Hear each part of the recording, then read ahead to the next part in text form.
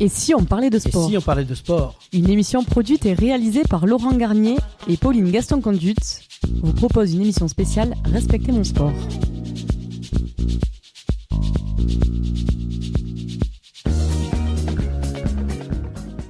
Et si on vous parlait de sport, vous propose une émission exceptionnelle pour mettre en lumière les valeurs du respect dans le sport. Athlètes, experts, passionnés prennent la parole pour dénoncer les dérives et rappeler ce qui fait la beauté du sport, le fair play, l'engagement, l'intégrité. Bonjour à toutes et à tous et bienvenue dans cette émission spéciale Respectez mon sport. Aujourd'hui, nous allons parler d'un sujet crucial qui concerne les acteurs du jeu, des joueurs aux spectateurs, en passant par les entraîneurs et les officiels. Respectez-le dans le sport. Le sport est avant tout une école de la vie, un espace où se transmettent des valeurs essentielles comme le fair play, l'esprit d'équipe et la tolérance. Pourtant, il arrive que ces principes soient mis à mal par des comportements inappropriés, insultes, gestes antisportifs, provocations, voire violences physiques. Ces incivilités nuisent non seulement à l'image du sport, mais aussi à l'expérience de chacun, des amateurs aux professionnels. Alors comment faire pour préserver un environnement respectueux et garantir que le sport reste un vecteur de plaisir et de partage? Quelles initiatives peuvent être mises en place pour sensibiliser et responsabiliser tous les acteurs? Dans cette émission spéciale Respectez mon sport, nous allons explorer ensemble l'importance du respect dans le sport, ses enjeux et les solutions pour promouvoir des comportements exemplaires sur et en dehors du terrain, parce qu'au-delà de la compétition, le sport doit rester un espace de respect et de dépassement de soi. Pour en parler, nous avons le plaisir d'accueillir Jean-Marc Santin, président du district Haute-Garonne de football, Berthier Roy, président du comité de Haute-Garonne de handball, et Bernard Pujol, président du comité départemental olympique et sportif de Haute-Garonne et membre du comité directeur de Haute-Garonne de rugby. Et au sommaire de cette émission, nous reviendrons sur l'historique de cette initiative et sur les raisons qui ont motivé cette collaboration inédite entre les 5 entités de sport collectif de Haute-Garonne qui ont accepté de collaborer à une action commune. En première mi-temps, nous dresserons un bilan des actions entreprises depuis son lancement. Quels dispositifs ont été mis en place? Quels résultats ont-ils produits? Nous analyserons l'impact de ces efforts sur la réduction des violences dans le sport au sein du département. Nous nous intéresserons également à la portée de la vidéo de sensibilisation qui a été diffusée. Quel accueil a-t-elle reçu? A-t-elle provoqué une réelle prise de conscience chez les joueurs, les encadrants et le public? Dans cette seconde partie, nous parlerons du lancement de la nouvelle campagne Respectez mon sport et des différentes actions qui vont être mises en place pour continuer à sensibiliser et à agir concrètement sur le terrain. Nous nous projetterons également vers l'avenir avec les initiatives prévues pour les prochaines années, notamment la création d'une fondation Respectez mon sport qui aura pour mission de pérenniser cet engagement et de renforcer encore davantage les efforts de prévention et d'éducation dans le milieu sportif. Un programme riche et engageant pour une cause qui nous concerne tous, faire du sport un espace de respect, de partage, de convivialité. Restez avec nous pour découvrir comment, ensemble, nous pouvons faire la différence. Mais avant le coup d'envoi de l'émission, place à l'avant-match. Et si on parlait de sport avant match?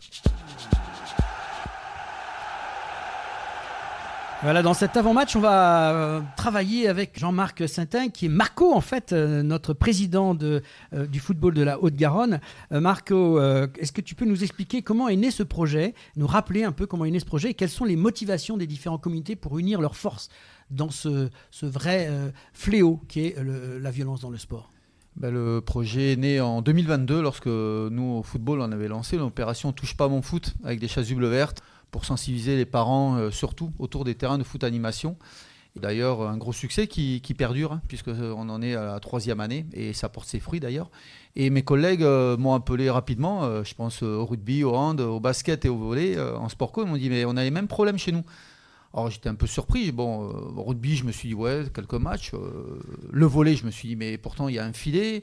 Et en définitive, on s'est aperçu qu'on avait les mêmes problématiques. Donc on s'est dit l'année suivante, on n'a qu'à faire un truc ensemble parce qu'ensemble on est plus fort et il y a plus de portée. Donc on a trouvé tout simplement un logo, un slogan, Respectez mon sport. Et on s'est dit qu'est-ce qu'on va faire? Et on va y associer les clubs pro parce que les clubs pro aussi...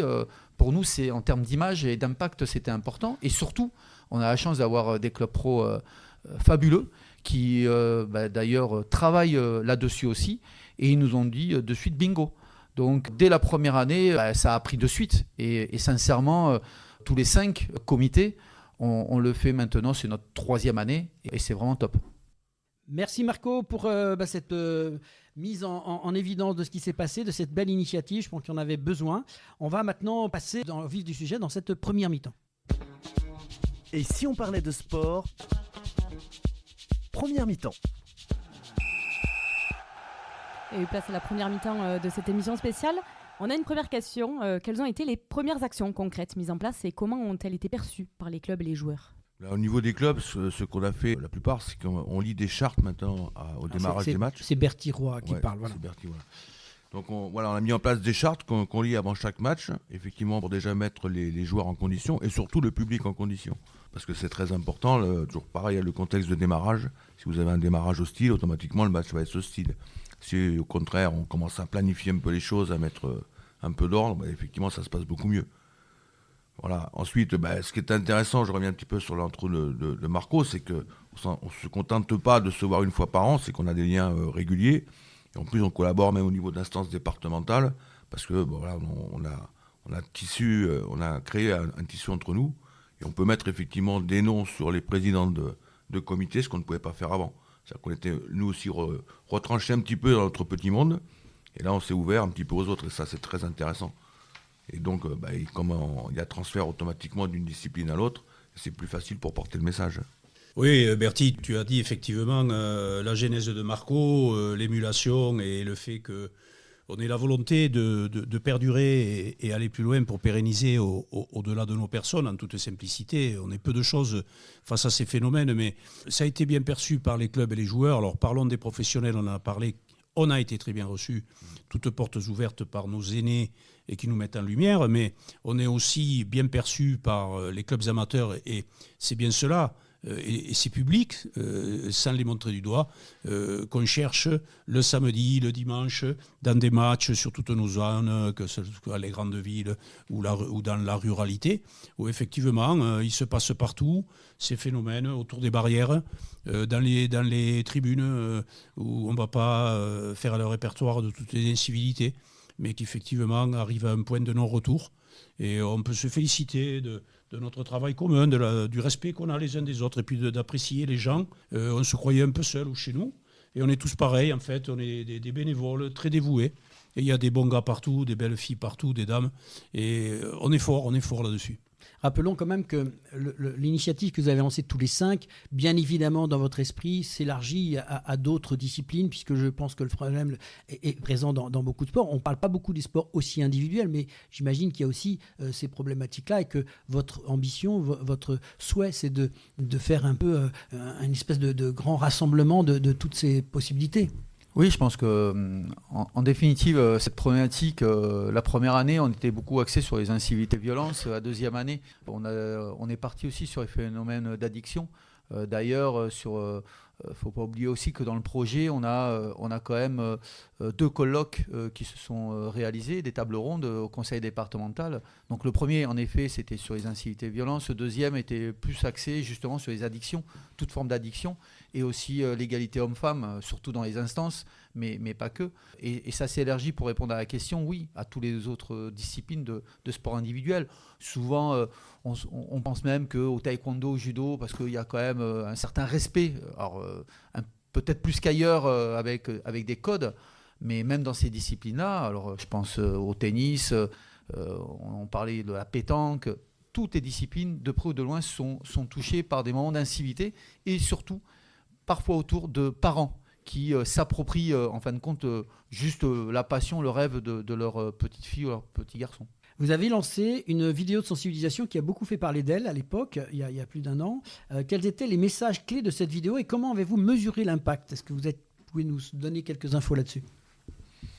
Oui, au niveau de l'impact, effectivement, puisque c'est passé par les réseaux sociaux, ça a été très bien perçu. Et en plus, localement, nos jeunes joueurs connaissent, ils ont pu identifier effectivement des joueurs pros qui voyaient le week-end. Donc le message est bien passé et je pense qu'il a bien été transmis. Et là-dessus, alors autant dans les tribunes, on a encore des problèmes, autant sur le terrain, il y a beaucoup de choses qui se sont calmées. Je crois que les commissions de discipline n'ont plus rien à voir. C'est des faits de jeu, mais il n'y a plus. On va relativiser. Il y a beaucoup moins d'incivilité sur le terrain. Par contre, on n'a pas encore gagné le combat au niveau des tribunes. La beauté, Bertie, tu l'as bien dit, la beauté et la force de cette vidéo, c'est la force de l'image, multipliée par l'intervention de nos joueurs vedettes, tous sports confondus, qui ont joué le jeu et qui ont fait passer le message. Et effectivement, pour les publics, les parents, ça cause. Et ça a été très étendu, bien perçu. On a pu les diffuser sur les réseaux, on les voit sur nos grands écrans dans les stades, même si ce n'est pas notre cible première, ce n'est pas au TFC ou au Phoenix ou au Stade Toulousain qu'on entend tous ces noms d'oiseaux ou qu'on a les problématiques. Mais la mise en lumière est bien là. Et cette vidéo qui dure 1 minute 30 est d'une très très grande qualité. Elle dit ce qu'elle veut dire. Et puis les témoins, c'est pas nous, parce que nous on est les faiseurs. Mais les témoins, ce sont les acteurs. Et le message est beaucoup plus fort. Oui, et puis elle est en plus positive. Dans un monde où à chaque fois on voit des choses relativement négatives. C'est une vidéo, quand vous avez un coup de blues, vous la passez. Vous voyez des sportifs heureux, des spectateurs heureux, des gens de toutes les couleurs, ils sont contents, ça joue à toutes les disciplines. Bon, ça change un peu de l'ambiance actuelle, donc je pense que c'est quelque chose qu'il faut passer régulièrement, voilà, puisque elle montre ce que c'est en fin de compte le sport, tout simplement, de la passion pour les acteurs, mais aussi pour les spectateurs. Alors vous en avez un peu parlé en disant que les incivilités s'étaient un peu calmées sur les terrains. Est-ce que vous avez remarqué des changements concrets sur le terrain en termes de comportement des joueurs, des coachs et des supporters ? Est-ce que d'après vous, il y a eu une évolution des mentalités ? Alors, je vais répondre. Nous, au football, on a de la prévention, justement, au travers de ce qu'on vient de faire avec tous les sports collectifs et autres.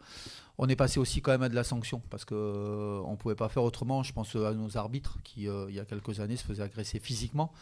Donc nous, on a augmenté les sanctions sportives. Donc en effet, sur les terrains, ça se passe mieux parce qu'on a augmenté nos sanctions sportives. Voilà, un arbitre agressé physiquement, l'équipe elle dégage du championnat, voilà, l'équipe, pas le club. Et d'autres types de sanctions en points, et je ne parle même pas des sanctions disciplinaires. Donc sur le terrain, je serais tenté de dire que ça commence à être mieux réglé. Là où on a besoin, et on y reviendra tout à l'heure, c'est ce qui se passe autour du terrain, et même, j'allais dire, au parking, etc. Sauf que là, tout seul, on ne peut pas y arriver. Moi, district ou le comité de hand ou de rugby, on ne peut pas y arriver tout seul. Donc il faudra y associer d'autres personnes, dont l'État et les collectivités, mais on y reviendra tout à l'heure. Il y a ce que dit Marco, effectivement, et qu'on échange souvent, on a évolué. Alors voir la statistique et dire que tout se règle ou tout a été réglé, on mentirait, parce qu'on voit qu'il y a actuellement une recrudescence ambiante. On ne va pas plomber l'ambiance, mais ce que l'on constate, c'est qu'effectivement, notre action est perçue en termes de sensibilisation. On voit que sur les départements, au-delà de la Haute-Garonne, mais Haute-Garonne, l'État, avec des conventions signées, la gendarmerie, sont en alerte, les gens discutent beaucoup plus. Donc ça, c'est le deuxième niveau de prise de conscience et d'action, effectivement, qui font que... Et puis, on entend les clubs qui agissent dans la sanction. C'est-à-dire que le supporter lambda, que l'on acceptait tous les dimanches de traiter l'arbitre de tous les noms d'oiseaux, voire le supporter adverse, quitte à en venir aux mains, on est en train de dire qu'il n'y a pas que la sanction, il n'y a pas que la répression, mais tout ça, il faut le mettre ensemble.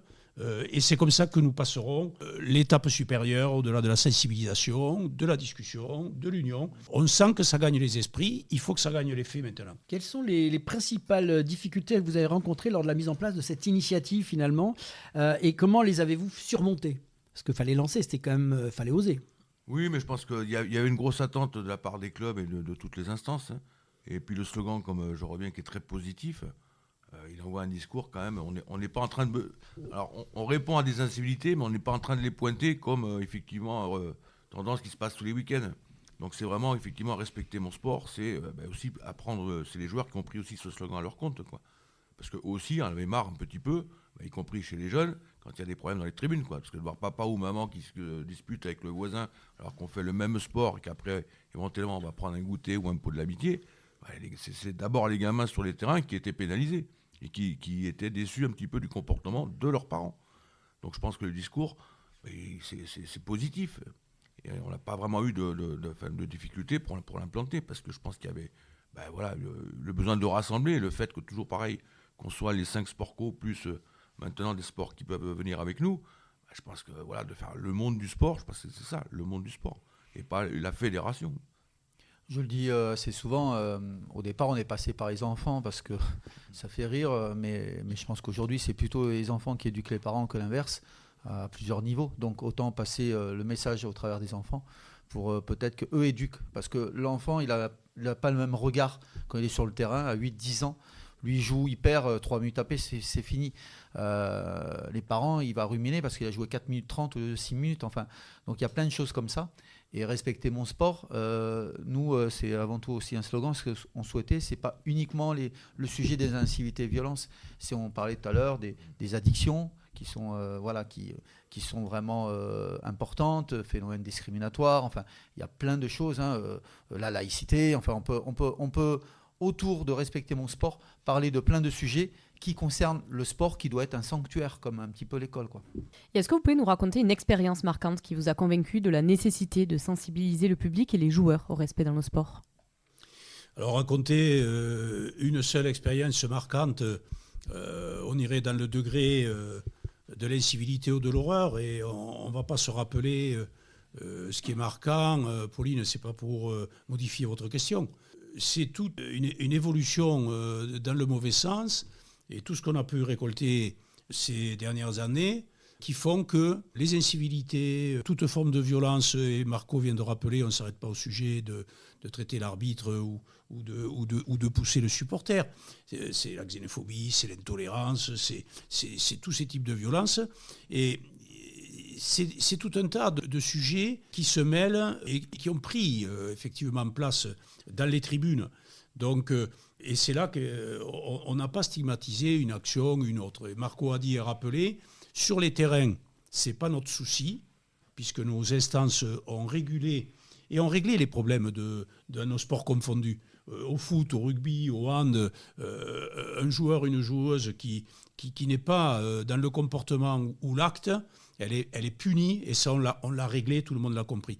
Donc c'est autour.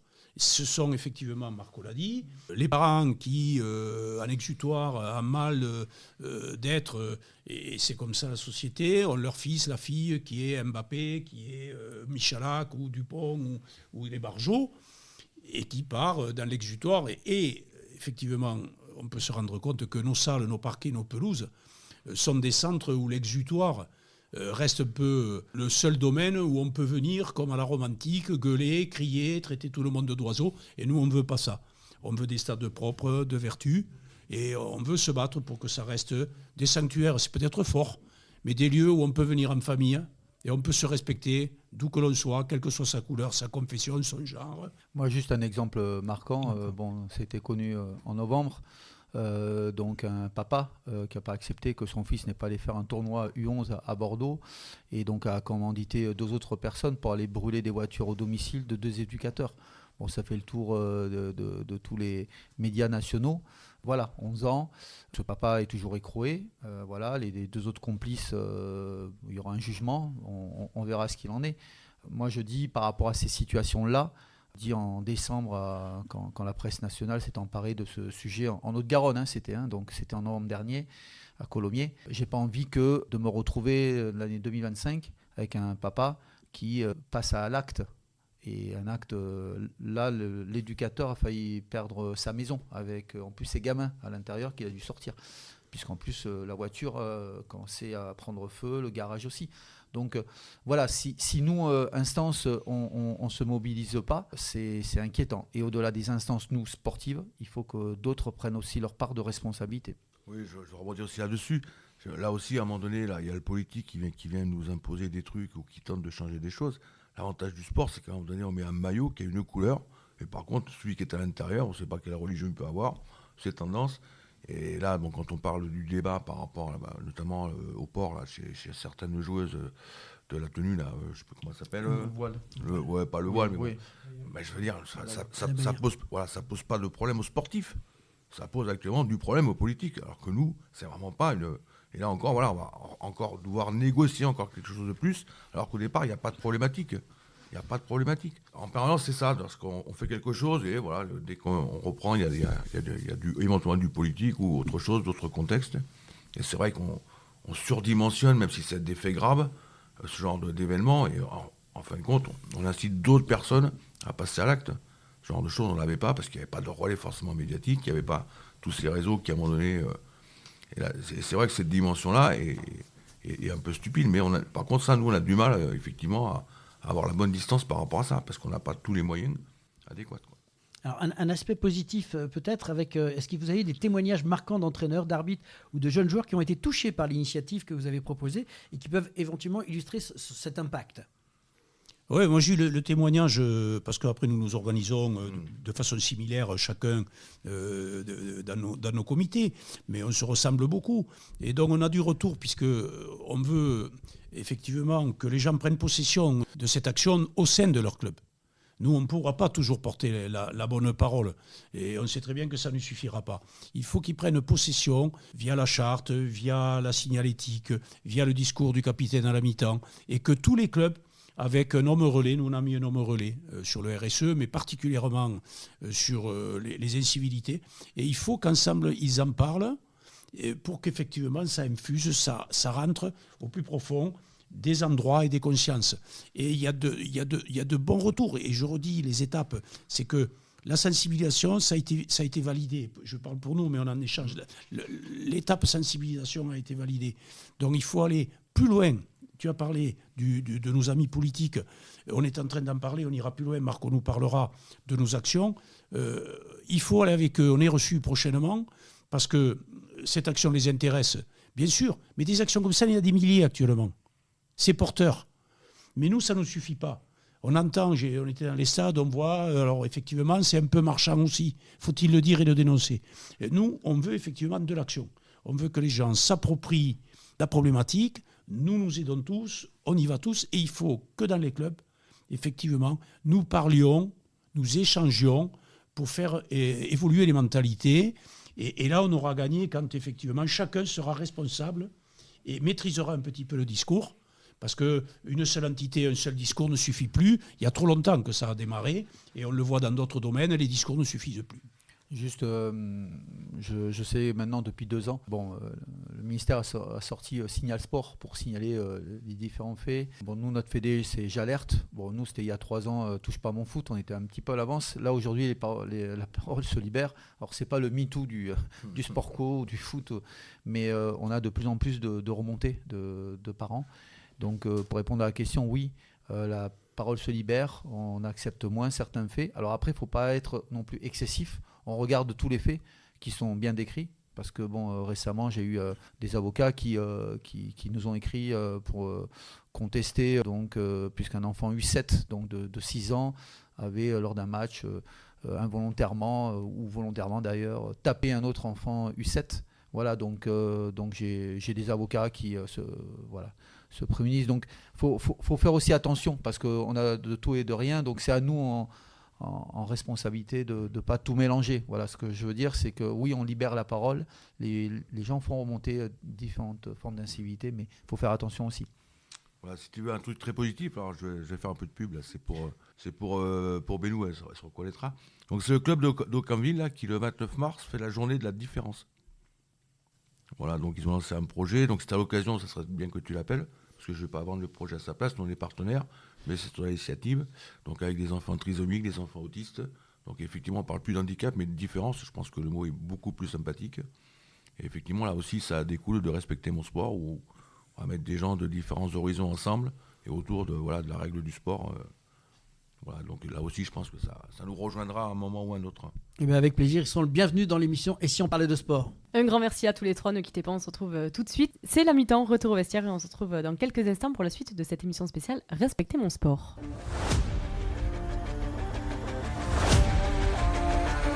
Le sport, c'est bien plus qu'un jeu. C'est une passion qui se vit sur le terrain et dans les tribunes.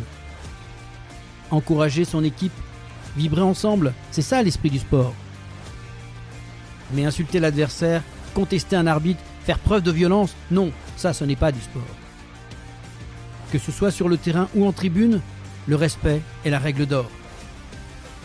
Le vrai champion, c'est celui qui respecte ses coéquipiers, ses adversaires, les arbitres et son sport. Respectez mon sport, parce qu'avec du respect, le sport est plus fort.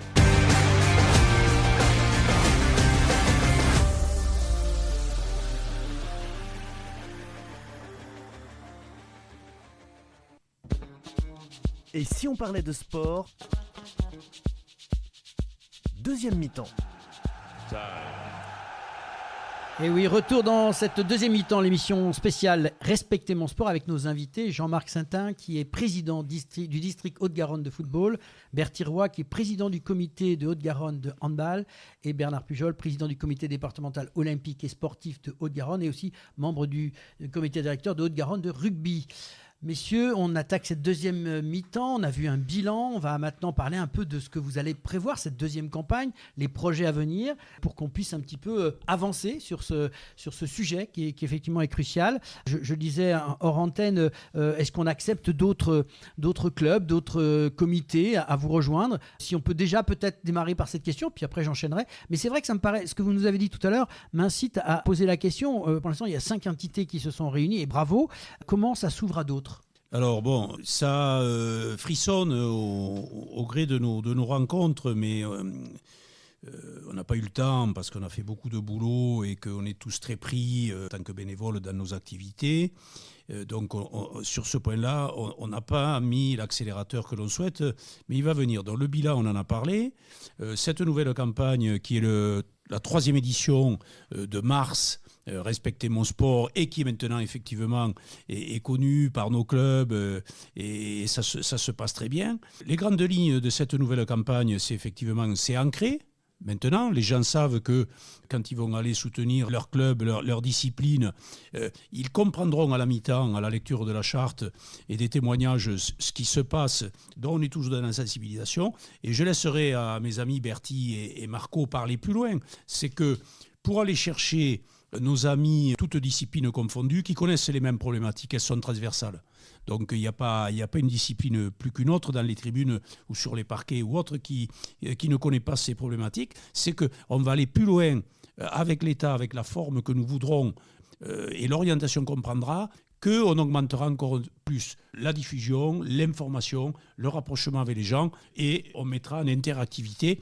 Mais il faut qu'on passe le booster de la forme que l'on veut y mettre et rencontrer l'État, puisque c'est incessamment à l'actualité, pour avec eux, effectivement, qu'ils nous prennent en compte et que l'on soit beaucoup plus efficace et reconnu. Juste, quels nouveaux outils et supports allez-vous utiliser pour toucher un public encore plus large ? On est en train de mettre en place une fondation, effectivement, pour structurer notre organisation, parce que bon, on est tous présidents de comité, on a plein de tâches, et c'est vrai qu'on n'est pas dans H24 au niveau de respecter mon sport. On y est tous les week-ends, parce qu'on doit effectivement rappeler la chose, mais bon, par rapport à la question de tout à l'heure, d'étendre à d'autres disciplines, effectivement, il faudra qu'on mette en place un ou des interlocuteurs permanents qui pourront permettre effectivement de faire le lien entre tout le monde, quoi.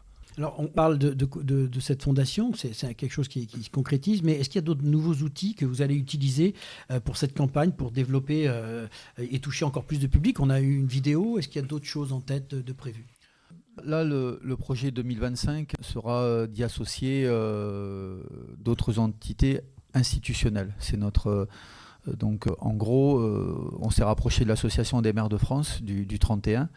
On va se rapprocher aussi du procureur de la République, donc le ministère de la Justice, donc, pour les associer à cette démarche, parce qu'on pense qu'avec eux, ça aura encore plus d'impact auprès des clubs, mais surtout de ceux qui viennent dans nos disciplines pour toute autre chose. Voilà. Ça va synthétiser en 2 temps. On aura un temps, comme on a fait sur les 2 dernières éditions, avec une soirée, table ronde, colloque, et on choisira ensemble les thèmes, à savoir avec les collectivités territoriales, l'État et nous, les 5 sports collectifs. Ça va être défini vraisemblablement en septembre cette année, parce que c'est quand même assez lourd. Et le deuxième, c'est de signer une convention à plusieurs entités, donc les disciplines de sport co et l'Association des maires de France, le conseil départemental qui nous suit depuis le début, et ministère de la Justice au travers du procureur.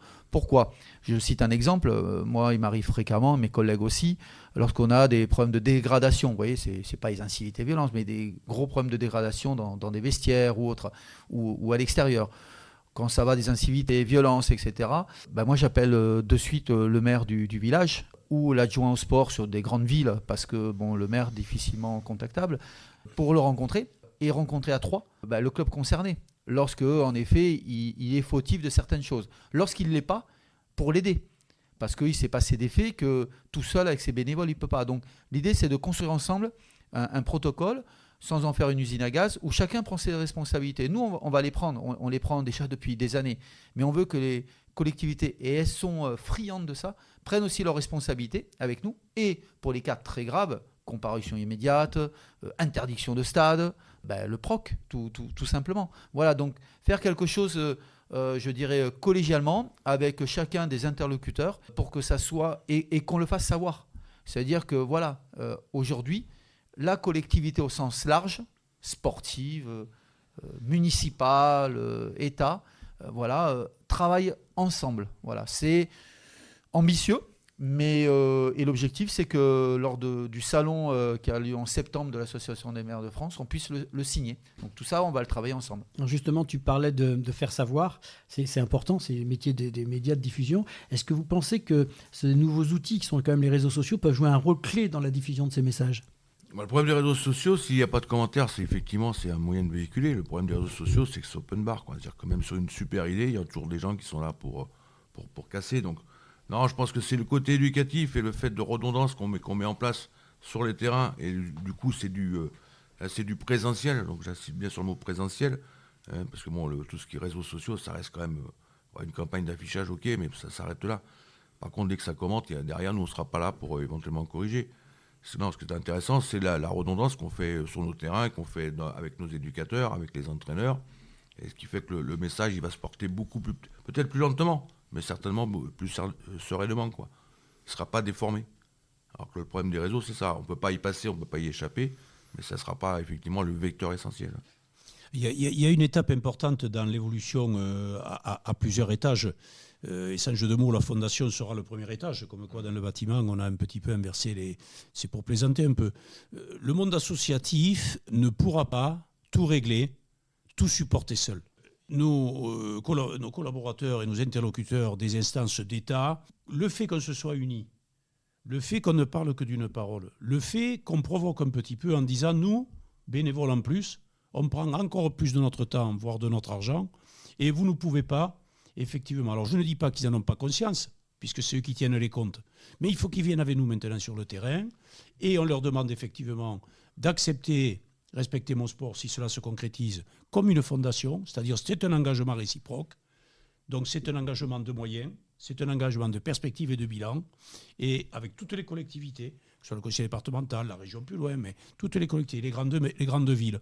Il faut absolument que le monde sportif et associatif se donne les moyens d'être reconnu et respecté. Parce qu'il ne pourra pas le supporter seul, et c'est toujours le monde associatif qui, effectivement, est celui qui pleure. On va inverser ces tendances, effectivement. Le fait qu'on soit ensemble, on est déjà très bien reçu, parce qu'on représente un nombre. Je ne voulais pas dire une force. Mais une force, ça le deviendra.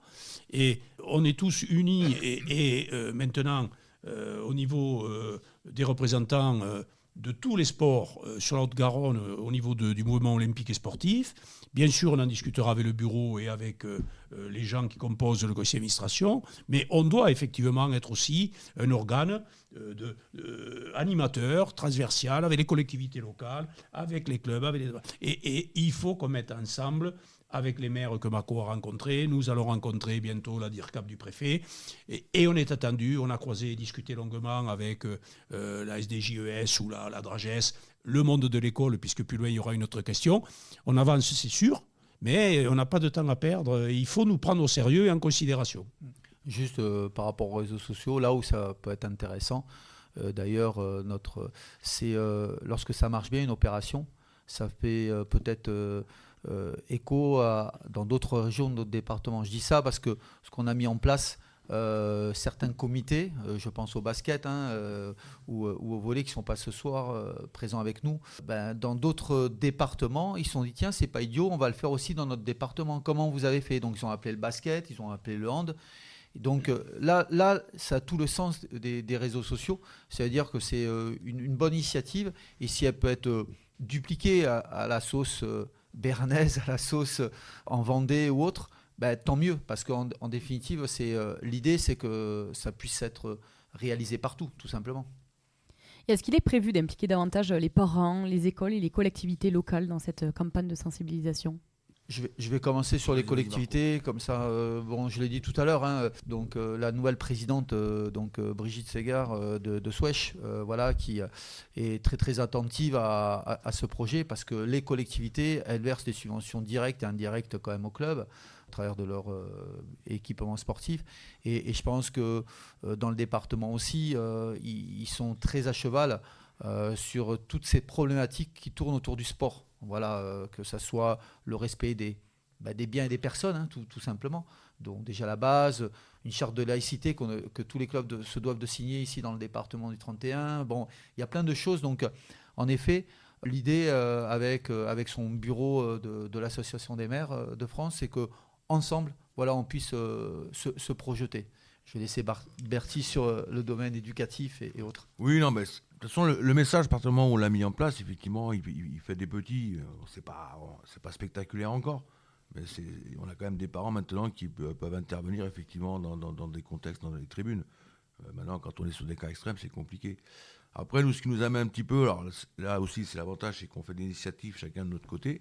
Et là, nous, on est en train de monter une initiative, on verra après de la passer aux collègues. On est en train d'essayer de monter un label par rapport à des bons comportements de club. Récompenser le positif et pas le négatif.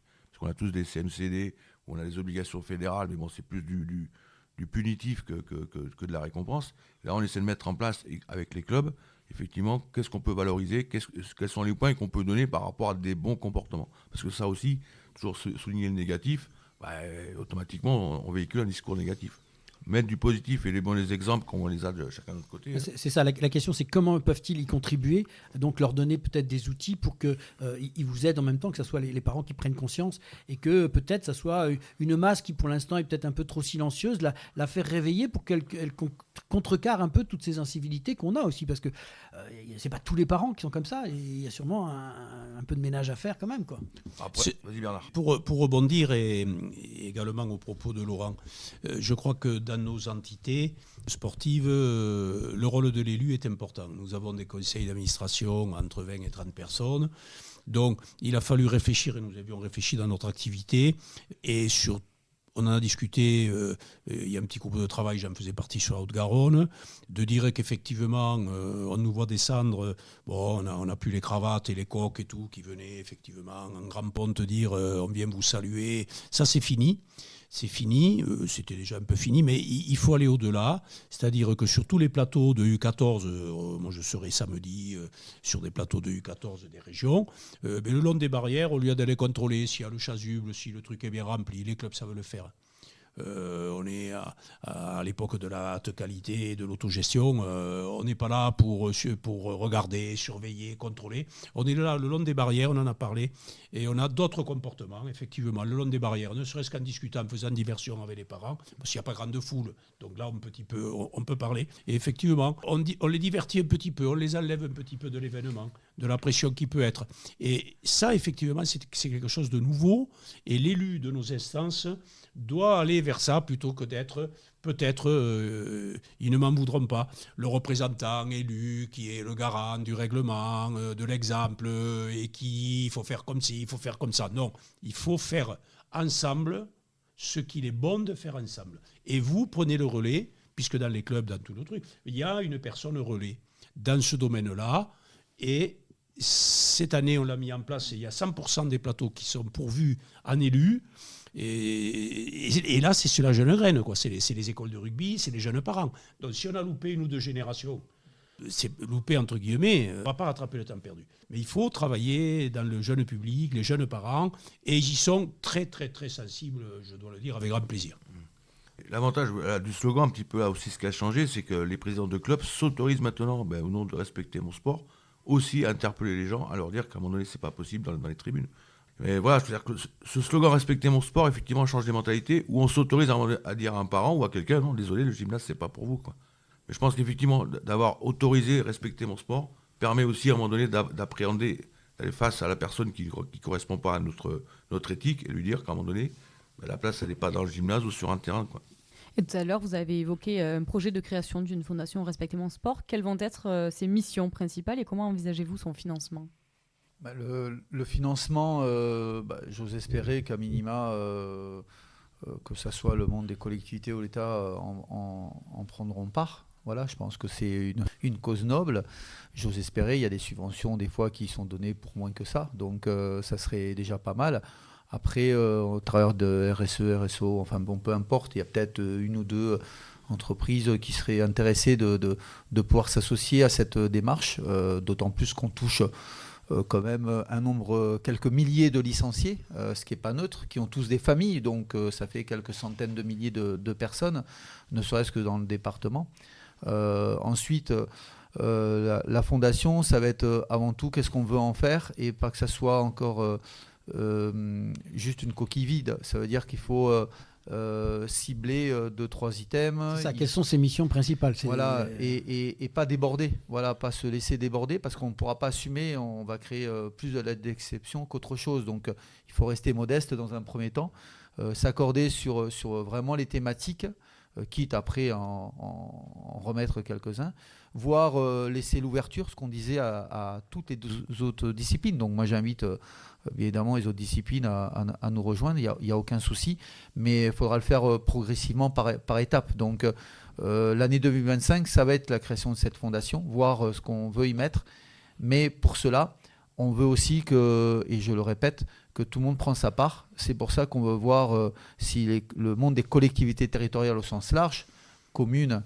départements, régions et l'État, prend aussi sa part. Parce que, encore une fois, on est tous en responsabilité. Nous, on le fait. Bien évidemment, les autres aussi, mais sur cette thématique, on les attend. Alors, on passe à autre chose tout de suite, mais... Moi, je vais revenir un petit peu sur ce que dit Marco. Parce qu'effectivement, le constat qui est simple, et c'est pour ça que les collectivités et tout ce qui est politique doit intervenir, c'est que là où il y a du sport, quand même, alors nous on parle d'incivilité dans nos tribunes, mais c'est quand même là où il y a du sport, il y a quand même moins de bazar dans la rue et tout ce qu'on veut, quoi. Le sport est quand même fédérateur, occuper les gamins, et pendant qu'ils font du sport, comme on dit, ils font pas de conneries, quoi. Donc je pense que là aussi, ce côté un petit peu économique qui est pas jamais évalué, hein. Voilà, mais bon, quand les gamins s'ennuient, c'est l'abribus qui pète. Donc ça coûte combien l'abribus, quoi? Je crois qu'à un moment donné, voilà, ce côté économique, hein.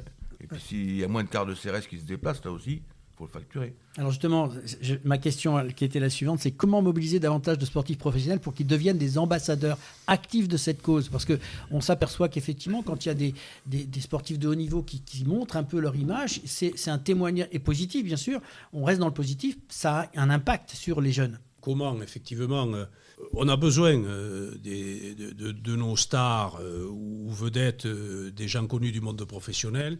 Et les premières éditions, on a été bien reçus, bien perçus, on les en remercie. Ils ont joué le jeu gracieusement, il faut le dire, ainsi que leur structure pro. Alors, c'est pas pour dédire et modifier la question. Notre objectif, c'est pas effectivement d'avoir une panoplie de 150 joueurs, parce que on a les symboliques dans notre clip.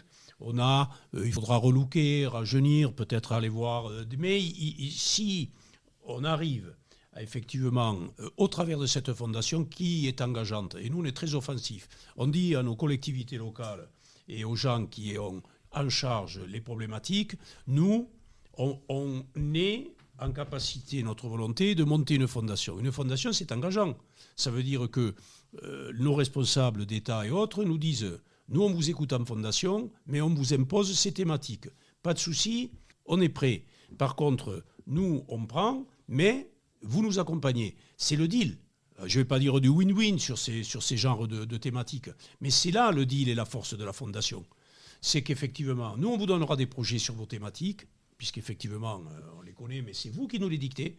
Nous, on vous rendra bilan. Par contre, on n'en restera pas là si on veut aller beaucoup plus loin. Et les sportifs professionnels, effectivement, oui, plus ils seront nombreux, plus ils viendront. Mais nous, ce n'est pas la gestion du minutage du sportif professionnel, de son spot. S'ils viennent, tant mieux. Et si ça prend de l'ampleur, ils y viendront.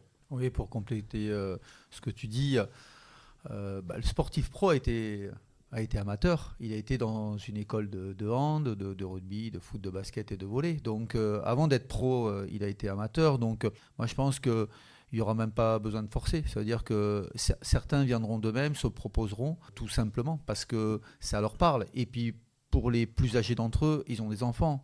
Ils sont pas dupes. Ils voient ce qui se passe autour des terrains. Ils ne sont pas que dans leur tour d'ivoire. Alors, bien évidemment, ça dépend de certains milieux. Moi, dans le milieu du football, c'est vrai que c'est parfois il faut vraiment les protéger parce que bon, pour certaines stars c'est compliqué, mais maintenant au rugby c'est pareil, au basket, au hand et au volley. Donc je ne me fais pas de soucis sur les sportifs de haut niveau parce qu'ils sont très sensibles à ça. Récemment, on est sur la semaine des discriminations, racisme toute cette semaine. Voilà, donc Sidibé, joueur du TFC, venir faire une opération à Fontenay.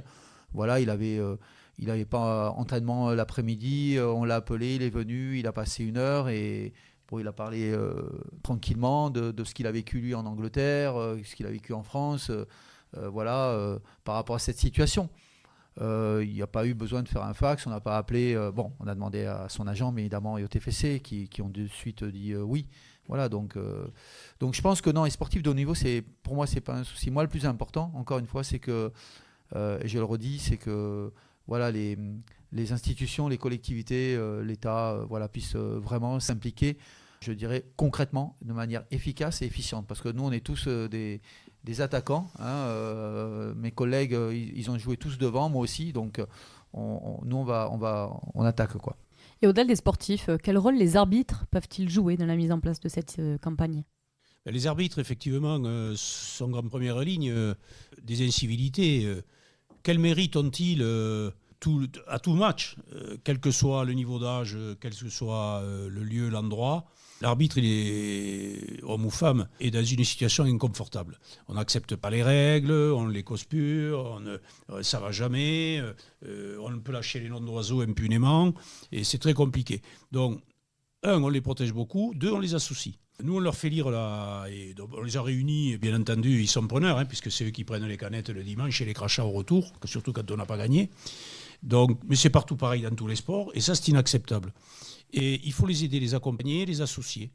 Et ils ont pris en possession cette charge dans leur DTA, dans leur visite ils parlent, ils l'ont intégré dans leur formation, ils en discutent. Et bien souvent, ils sont lecteurs de la charte. Soit c'est le capitaine des équipes de jeunes ou amateurs, on parle du milieu amateur essentiellement. Ils sont aussi lecteurs de la charte et pleinement inclus dans la démarche.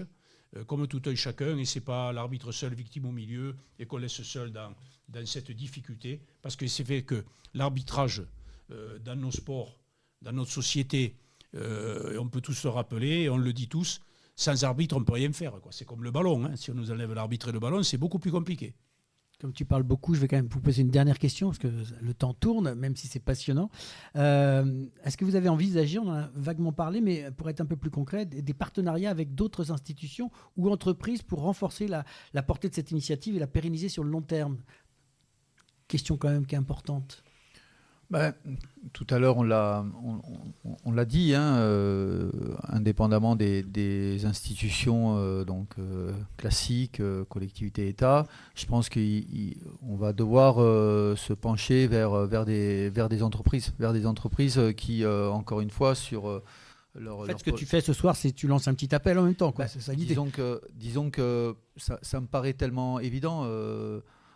Je ne parle pas du sport en entreprise, mais toute entreprise a des familles, a des personnes qui pratiquent dans n'importe quelle discipline. Donc, je pense que ça a son sens de pouvoir y associer des entreprises sur cette fondation pour, indépendamment des problématiques et encore une fois de différentes thématiques, parce que on ne s'arrête pas, encore une fois, je dis bien, uniquement sur les incivilités, les violences. C'est vraiment, ça va au-delà.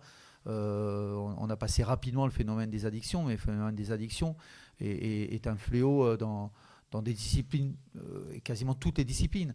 On parlait des réseaux sociaux, enfin, on peut parler de différentes choses qui peuvent intéresser les entreprises parce que, quelque part, le jour où un licencié d'une discipline prend ne serait-ce que 6 mois ferme, jugement justice, qui prend 3 ans dans une fédération par rapport à un comportement inapproprié, quel qu'il soit. Je ne pense pas que le chef d'entreprise soit très très fier et très content d'avoir parmi ses effectifs quelqu'un où il a appris que. Donc, et souvent ça, c'est méconnu par les jeunes. Les jeunes, ils font des conneries, mais ils ne pensent pas à l'impact dans leur casier judiciaire. Enfin, il y a plein de choses. à travers ça. Et je pense que pour leur carrière future en entreprise, ça peut parfois poser problème. Donc je pense qu'en effet, le monde de l'entreprise sera associé. Nous, lorsqu'on créera cette fondation, on mettra un cadre et en effet, on proposera à des sociétés qui ont envie de s'associer, tout simplement. Alors on arrive à la fin de cette émission. On va peut-être pouvoir récapituler le calendrier des événements à venir, si vous avez des choses à nous donner, des actions que vous allez faire, qu'on puisse peut-être dire aux auditeurs ce qui se passe. Oui, donc en mars, tout repart. Et donc la 3e édition de ce mois de mars, tout sport confondu, et auprès de nos clubs aînés professionnels. On a tout un programme où on apparaîtra lors de la pause de la mi-temps. On arborera, et l'émission le dira, et nos réseaux sociaux remonteront nos banderoles avec le logo que le monde entier connaît maintenant, avec nos 5 ballons, nos couleurs, tout le monde a compris et bien reçu. On est reconnu maintenant. Et au niveau des grandes rencontres du mois de mars, le 22 mars, on sera chez les Spacers qui recevra Paris Volley. Donc lecture de la charte, passage sur les grands écrans du clip. Donc le 22 mars. Le 22 mars, D'accord. Voilà.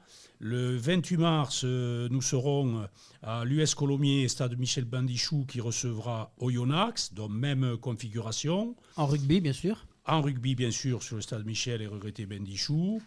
Le 28 mars, ce sont nos amis du Phoenix. Bertie est à nos côtés. Donc c'est du handball. Et effectivement, c'est du handball. Le 29 mars, nous reviendrons au rugby lors de la réception de la section paloise à Ernest Vallon au Stade Toulousain. Et le 30 mars, nos amis du football, nous recevront dans notre beau stadium Petit Wembley. Il y aura un TFC Brest le 30 mars, si je n'ai pas dit de bêtises. Non, tu n'as pas dit de bêtises. Alors, pour la petite anecdote, le 30 mars, la tribune Bristaton sera fermée.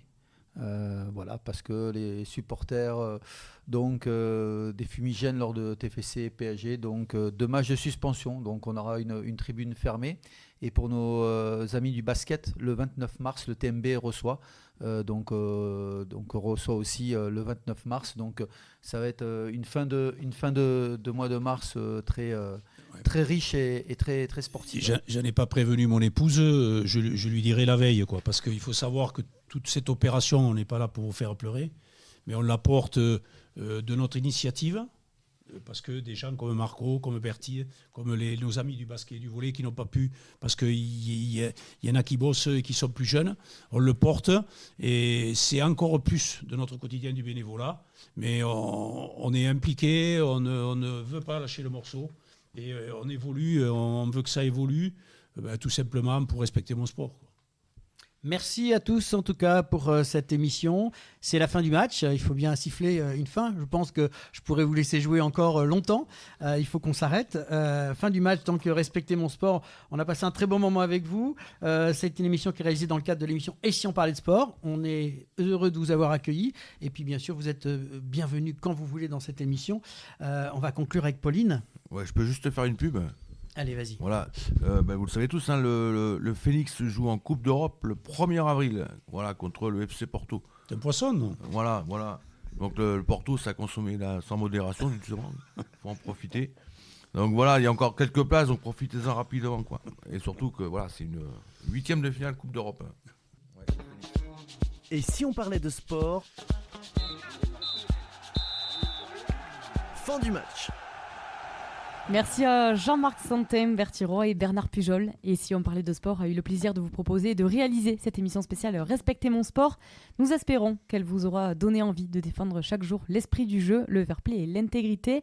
Le sport est un langage universel. Faisons en sorte qu'il véhicule les plus belles valeurs. À très bientôt. Merci d'avoir partagé ce moment avec nous. On se retrouve très vite dans une nouvelle émission. Et si on parlait de sport, continuez à nous écouter et à partager sur les réseaux.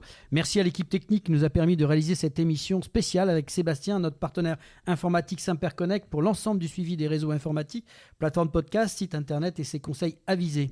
Merci Pauline Gaston-Conduite, journaliste et co-animatrice de l'émission, pour ton aide précieuse à la préparation et à la réalisation de cette émission. Merci Laurent, on se retrouve la semaine prochaine pour une nouvelle aventure de Et si on parlait de sport la semaine prochaine.